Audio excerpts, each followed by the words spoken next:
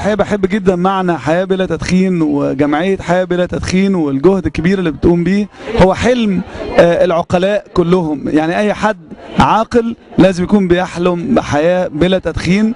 أنا شخصيا حياتي بلا تدخين، لا يجرؤ حد انه يدخن في بيتي ولا في مكان عملي ولا في عربيتي ولا طبعا في كل ساقطة منها مصاوي. الحمد لله بشرف وكل زملائي بيشرفوا انها خالية تماما من التدخين، وحقيقي يعتبر اول مكان طبق هذا المعنى ساقطة منها مصاوي. حياة بلا تدخين حقيقية ممارسة يومية طول السنة، لا يدخن احد بداخلها لا من العاملين ولا من الزوار، وسهل جدا ان احنا نطبق هذا في اي مكان لو تعاملنا مع الموضوع بغير استثناءات على الاطلاق. اي مكان يقدر يقول ان هنا حياة بلا تدخين، بس ما يكونش مستعد يسمح لواحد بس، والا ساعتها تنهار القاعدة وتفشل الفكرة. فان شاء الله تنجح وننجح كلنا ونحقق هذا الحلم، حياة بلا تدخين. احب اختم كل اللي قلناه ده وكل الحرص على التخلص من التدخين